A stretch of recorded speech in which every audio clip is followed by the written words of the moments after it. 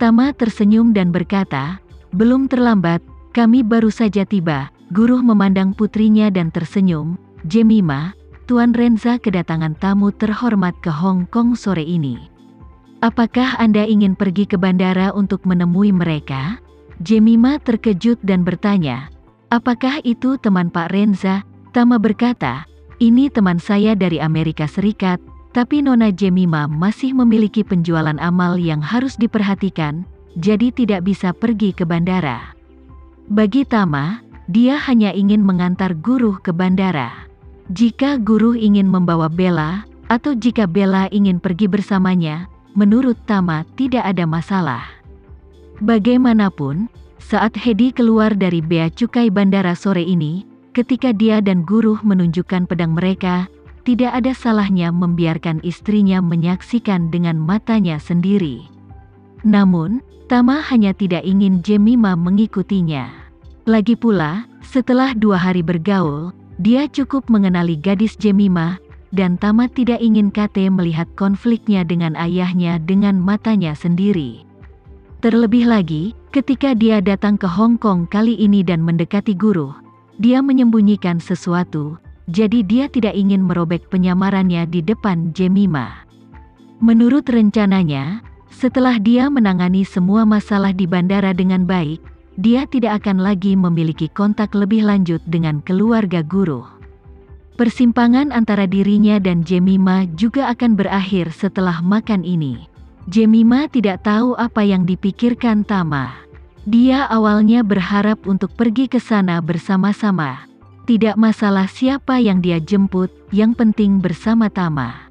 Tapi mendengar bahwa Tama tidak ingin dia bersamanya, dia hanya bisa menganggukkan kepalanya dan berkata, "Aku harus kembali ke Sim Sa Sui setelah makan siang, jadi aku tidak akan bersamamu." "Baik," guru tidak banyak berpikir. "Ada apa?" katanya sambil tersenyum. "Jika teman-teman Pak Renza bersedia tinggal di rumah kami, kita bisa menyiapkan makan malam keluarga di rumah di malam hari, dan kamu bisa datang bersama pada waktu itu." Jemima buru-buru bertanya pada Tama, "Tuan Renza tidak pergi ke jalan makanan ringan?" Tama tidak memberikan jawaban yang jelas, tetapi berkata, "Mari kita lihat situasinya nanti." Oke. Jemima juga tahu bahwa karena ada tamu yang datang, dan dimungkinkan untuk tinggal di rumahnya, rencana untuk pergi ke jalan makanan ringan dengan Tama sendirian mungkin hanya ditunda. Jadi dia berkata, "Kalau begitu aku akan menunggu kabarmu di sore hari." Baik. Pukul 1 siang. Setelah makan, keluarga Tama dan guru yang terdiri dari 3 orang berjalan keluar dari restoran bersama-sama. Guru berkata kepada Bella, "Istri, Anda mengambil mobil sendiri, saya akan mengambil satu dengan Tuan Renza." Bella setuju tanpa ragu-ragu. "Oke, saya akan mengambil mobil depan." Tama berkata kepada Jemima saat ini, "Nona Jemima, perhatikan keselamatan di jalan." Jemima mengangguk, tersenyum padanya, dan berkata, "Tuan Renza ingat untuk memberi saya balasan di sore hari." "Tidak masalah." Melihat Jemima duduk di Tesla, tiba-tiba Tama merasa sedikit tak tertahankan dan enggan berpisah.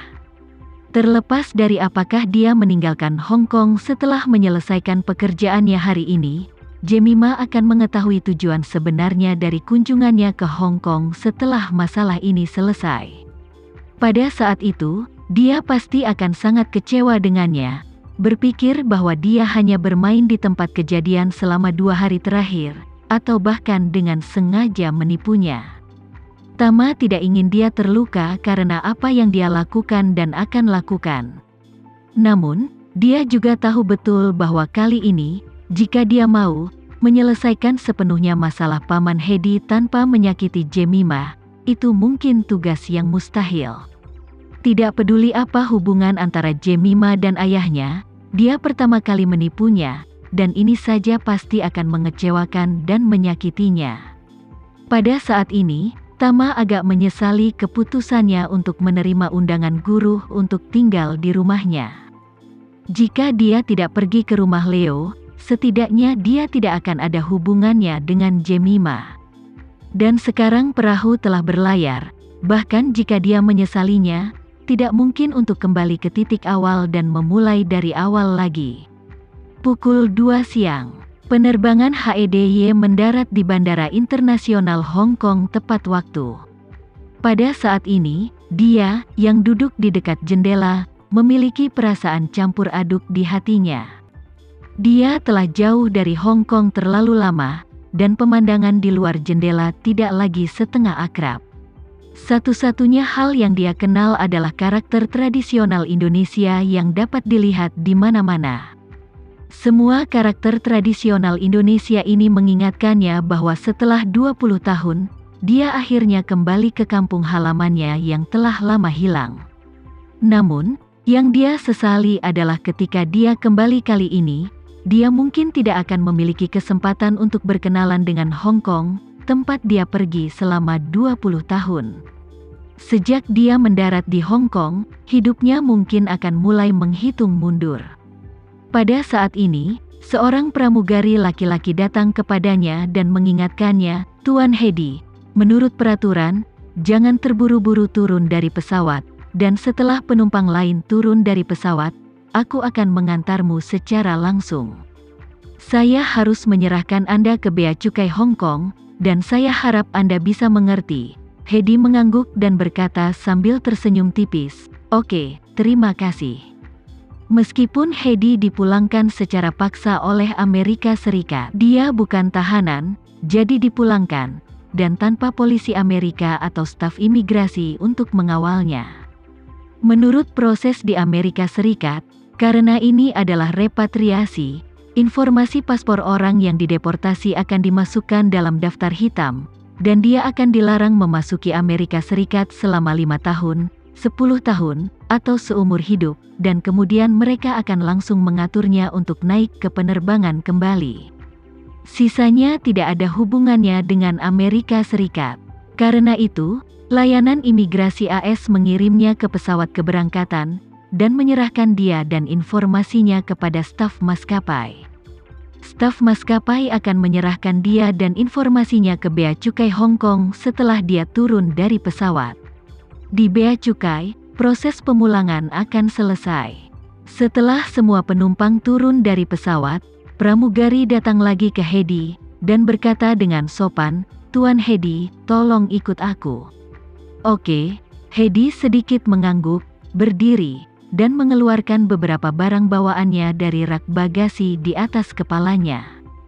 Kemudian, dia mengikuti staf dan turun dari pesawat. Setelah melintasi jembatan tertutup, dia melihat 2 staf Bea Cukai sudah menunggu di ujung. Staf membawa Hedy ke depan keduanya, menyerahkan informasinya, dan berkata, "Ini Tuan Hedy."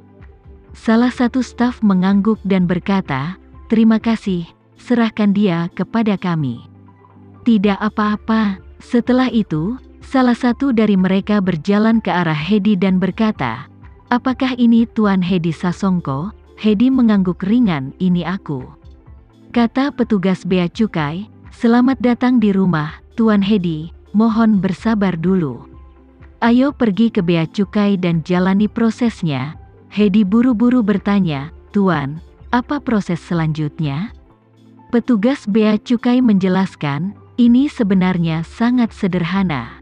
Anda hanya dipulangkan oleh Amerika Serikat, tapi Anda masih warga negara Hong Kong. Dan kami telah memeriksa situasi Anda sebelumnya.